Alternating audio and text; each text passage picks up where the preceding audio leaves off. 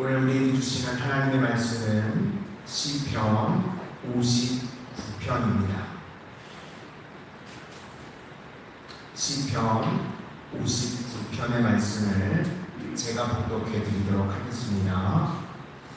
나의 하나님이여, 나의 원수에게서 나를 건지시고 일어나 치려는 자에게서 나를 높이 드소서.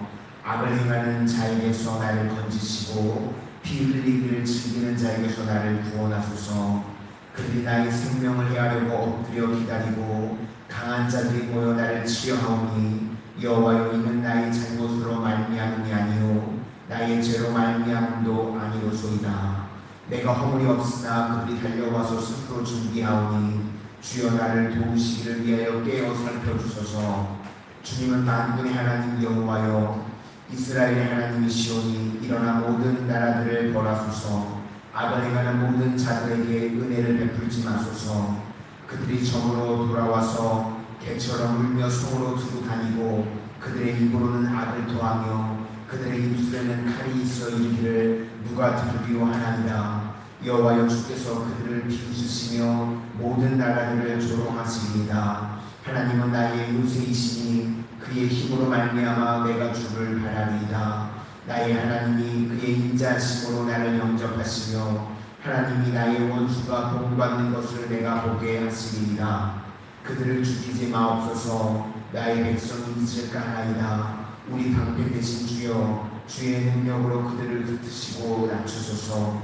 그들의 입술의 말은 곧 그들의 입의 죄라. 그들이 말하는 저주와 거짓말로 말미암아 그들이 그 교만한 중에서 사로잡히게 하소서. 진노하심으로 소멸하시되 없어지기까지 소멸하사 하나님이 야곱 중에서 다스리심을 땅끝까지 알게 하소서. 그들에게 점으로 돌아와서 개처럼 울며 성으로 두고 다니게 하소서. 그들은 먹을 것을 찾아 유리하다가 배부름을 얻지 못하면 밤을 새우려니와 나는 주의 힘을 노래하며 아침에 주의 인자하심을 높이 부르오리니 주는 나의 요새이시며 나의 환난 날의 피난처시니이다.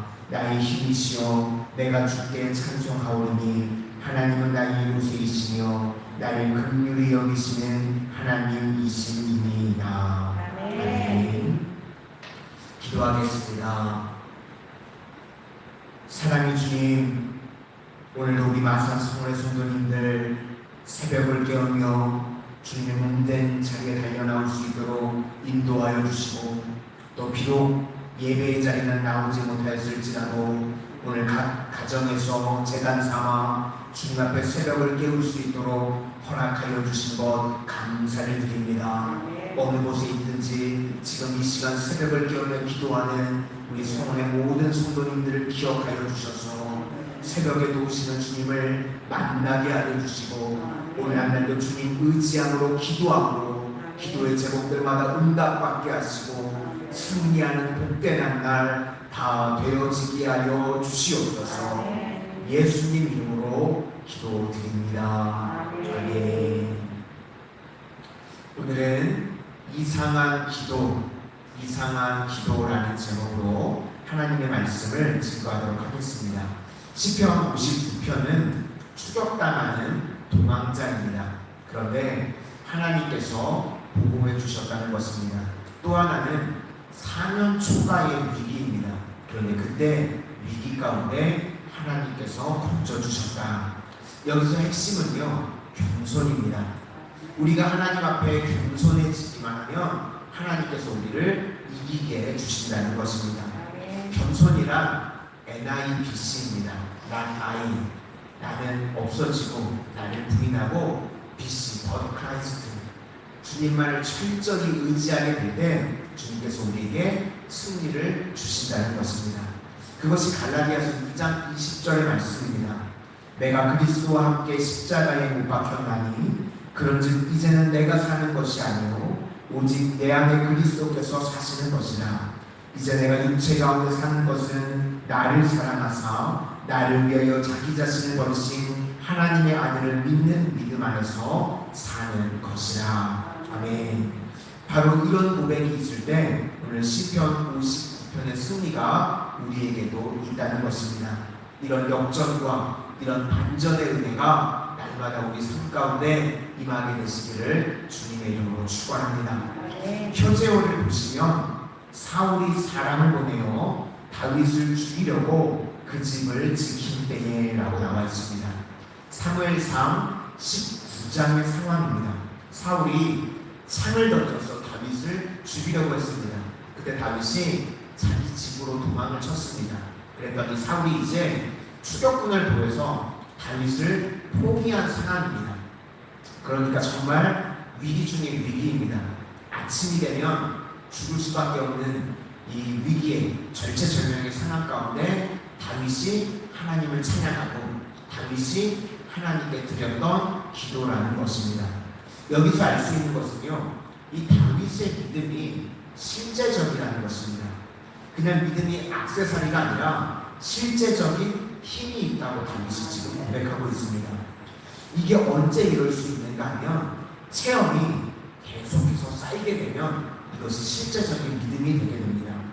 우리가 처음에는요, 긴가민가합니다. 이게 하나님의 도우심인지 우연히 이렇게 된 건지 긴가민가합니다. 그런데 이게 계속 쌓이다 보면 이게 우연이 아니라 하나님께서 나를 돕고 계시는 것이구나, 이것을 실제적으로 알게 된다는 것입니다. 다윗에게는요 이런 것이 있었습니다. 골리앗과 싸울 때도요 과거에 있었던 은혜를 들춰냅니다. 나를 곰의 발톱과 사자의 발톱에서 건져내셨다. 또 사도행전 12장을 보면요, 베드로가 감옥에 갔을 때 예루살렘 교회가 실제적인 믿음을 가지고 기도했습니다. 그때 간절히 기도했더니 베드로가 옥에서 나오게 되었습니다. 그런데 그때까지만 해도요, 이 예루살렘 교회가 긴가민가했습니다. 그래서 베드로가 나왔을 때 깜짝 놀랐었죠. 그런데 이 믿음이 계속 쌓이게 되니까요, 나중에는요 예루살렘 교회는 정말 믿음의 교회로 우뚝 서게 되었습니다. 그래서 중요한 게 무엇인가 하면 반복입니다.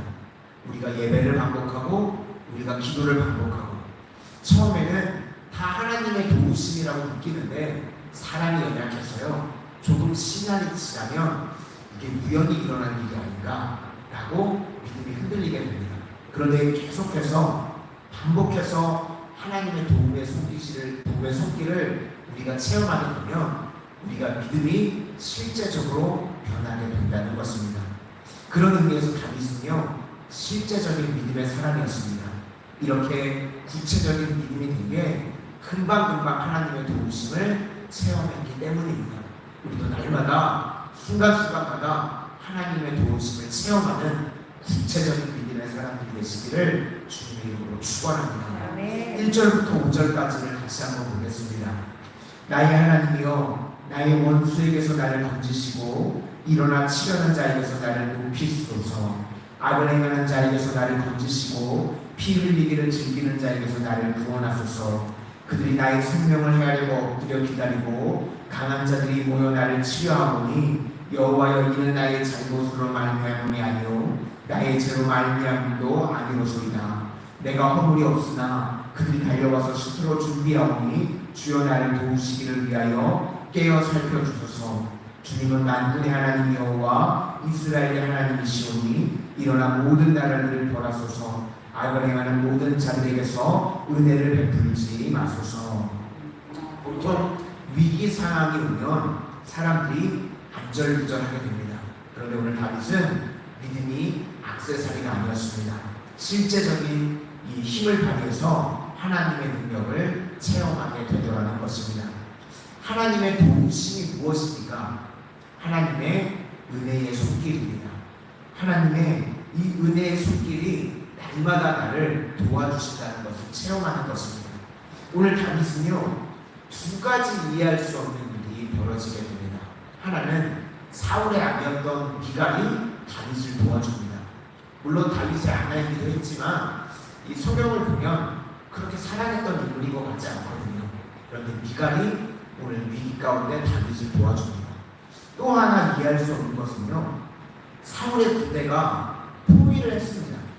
이제 당장 다윗의 집에 들어가서 공격을 했으면 그 자리에서 죽을 수밖에 없는 위기의 상황입니다. 그런데 바로 공격을 하지 않고 아침까지 기다리는 겁니다. 그리고 또 한 가지가 이 포위를 했으면 집을 다 둘러싸야 되는데요. 정문만 지키고 있습니다. 그래서 다윗이 어디로 도망치냐면 창문으로 도망을 쳐서 살아나게 됩니다. 우리 믿음의 사람들은요, 이 하나님의 도움의 손길로 인해서 미스테리한 일들이 참 많이 있습니다. 왜 이런 일들이 벌어지지? 그게 바로 하나님의 도움의 손길이라는 겁니다. 우리나라도요, 역사적으로 살펴보면 6.25 전쟁이 있었을 때요, 북한군이 3일 만에 서울까지 점령을 했습니다. 그래서 일주일 안으로 그냥 쭉 밀고 내려왔으면 다 우리나라가 점령을 당할 수밖에 없는 상황이었다고 합니다. 이것도 피난민들이 많이 내려와서 정착을 하신 곳이죠. 이제 그냥 밀고 내려왔으면 되는데요. 3일 동안 북한군이요, 서울에 그냥 머물렀었다고 합니다. 그냥 밀고 내려왔으면 점령을 당할 수밖에 없는 상황인데 3일 동안 서울에 머물렀는데 뭐 여러 가지 이야기들이 있습니다. 왜 서울에 머물렀는지. 그런데 그 이야기들이 뭐 나름대로 다 납득할 만한 이유들을 가지고 있기는 한데 저는 그것을 이렇게 풀고 싶습니다. 이게 바로 하나님의 섭리라는 것입니다. 하나님의 은혜의 손길이 있었기 때문에 그곳 가운데 3일 동안 머물렀고 하나님이 이 땅을 지켜주시고 말세에 세계 선교의 사명을 감당하는 나라로 사용하시려고 그렇게 하신 줄로 믿습니다. 애굽에도요 10가지 재앙이 내렸었죠. 물개, 이파수, 도금의 깜짝, 이렇게 10가지 재앙을 내릴 때 보면요, 애굽 사람들이 느끼기에는요 그게 그냥 우연인 것 같기도 합니다. 이 애굽의 술사들도 따라하잖아요. 물이 피가 되기도 하고요, 또 뭐 개구리들이 나오는 거, 메뚜기가 나오는 거, 이게 그냥 자연적인 우연일 수 있다, 이렇게 생각이 들지 않습니까? 그런데 마지막 10번째 재앙은요 우연일 수가 없는 재앙이었습니다. 하나님께서 장자들만 골라서 죽였습니다. 그렇죠? 온 애국 나라 전체를 그냥 랜덤으로 죽었으면 이게 우연인가 이럴 수 있겠는데 각 가정에 장자들만 골라서 죽인 겁니다. 그러니까 하나님께서 하셨구나, 이것을 모든 사람이 알게 하셨다는 것입니다. 그래서 하나님께서요 고난 중에 우리를 이끌어 가시는 이유 중에 하나가 여전히 하나님께서 일하시는 것을 보기 때문에 고난 중에 전도가 더 잘 되는 것입니다. 우리가 잘 나간다고 할 때는요 어깨에 힘이 들어가가지고요 복음 증거에 방해가 될 때가 있습니다. 그런데 우리가 고난 중에 철저히 하나님만을 의지하면 사실 그때가 우리 인생의 전성기일 수도 있다는 것입니다. 6절부터 10절도 한번 보시겠습니다. 그들이 점으로 돌아와서 개처럼 울며 성으로 두루 다니고 그들의 입으로는 악을 토하며 그들의 입술에는 칼이 있어 이르기를 누가 들으리요 하나이다. 여호와여 주께서 그들을 비웃으시며 모든 나라들을 조롱하시리이다. 하나님은 나의 요새이시니 그의 힘으로 말미암아 내가 주를 바라리이다. 나의 하나님이 그의 인자심으로 나를 영접하시며 하나님이 나의 원수가 보응받는 것을 내가 보게 하시리이다. 이제 마지막으로요 다윗이 특이한 기도를 드립니다. 그 내용이 11절인데요 그들을 다 죽이지는 말합니다. 우리 같으면 하나님 그들을 다 진멸해 주십시오, 이렇게 기도해야 될 것 같은데 참 이상한 기도를 드리고 있습니다. 이 우리식으로 표현하면 하나님 문제를 다 해결해 주지는 마십시오 라고 기도하는 거랑 똑같은 겁니다. 왜 그런가? 그래야 하나님의 백성들이 하나님을 잊지 않기 때문이라는 것입니다. 이게 이상한 기도죠. 11절을 다시 한번 제가 읽어드리도록 하겠습니다. 그들을 죽이지 마옵소서. 나의 백성이 잊을까 하나이다. 우리 방패 되신 주여, 주의 능력으로 그들을 흩으시고 낮추소서. 그러니까 지금 다윗의 관점은 내가 편해지고 내가 응답받는 게 아니라 하나님의 이름이 높여지고 하나님의 이름이 증거되게 해주십시오 라고 기도하고 있는 겁니다. 내 평안이 아니라 주의 나라가 이루어지기를 원합니다 라고 고백하고 있습니다. 언젠가 이 중국 가정교회의 한 지도자분이 미국에 가가지고 이 간증의 시간이 있었다고 합니다. 그런데 그곳에서 간증을 했는데 너무나 핍박이 많으니까요. 이 신앙생활 하기가 너무나도 힘들다고 합니다.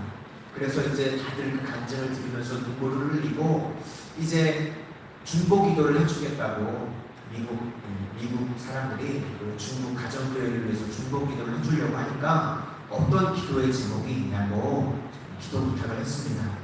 그랬더니 그 가정교회 지도자분이 이런 환난과 이런 고난이 있으니까 이런 어려움이 없어지게 해주십시오 라고 기도 부탁을 할 줄 알았더니 그렇게 기도 부탁을 하는 것이 아니라 어떻게 기도의 제목을 내놓냐면 핍박 중에도 견디게 해주십시오 라고 기도 제목을 내놓으시더랍니다.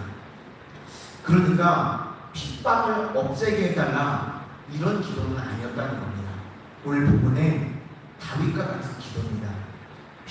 핍박이 있더라도 그거는 전혀 상관없이 핍박 가운데서 믿음을 지키게 해달라. 오늘 다윗과 같은 똑같은 기도의 제목을 내어놓더라는 것입니다. 왜 그런가 하면 핍박이 강해지면서 견디니까요. 공산당들도 하나님을 믿게 되더라는 것입니다.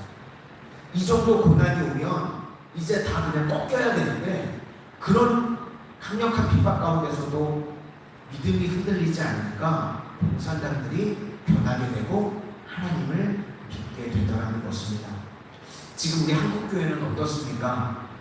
조금만 어려워져도요 믿음을 저버리고 벌벌 떠는 일들이 여기저기서 벌어지고 있습니다.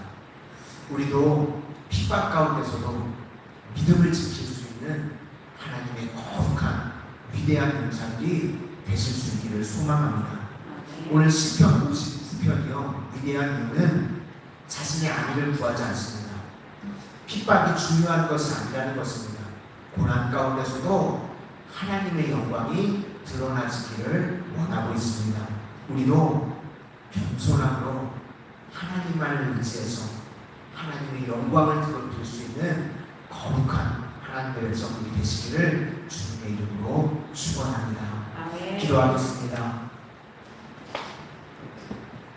은혜의 주님, 오늘 다윗이 절체절명의 위기 가운데서 하나님만을 의지하고 겸손함으로 하나님을 붙들 때에 하나님께서 지켜주셨던 은혜를 우리가 다시금 기억합니다. 그러나 오늘 다윗이 또 하나님 앞에 드렸던 이상한 기도도 우리가 기억합니다. 나의 안위나 나의 평안이 아니라 하나님의 영광을 드러내기를 위해서 기도했었던 것을 우리가 기억하오니 아버지, 우리가 이 땅을 살아가는 동안 겸손함으로 하나님만을 의지하게 하여 주시고 고난이 없어지기만을 위해서 기도하는 것이 아니라 고난 중에서도 하나님의 영광을 드러낼 수 있는 하나님의 믿음의 군사와 같이 쓰임받는 우리 마산성의 모든 성도님들이 될 수 있도록 은혜를 더하여 주시옵소서. 예수님 이름으로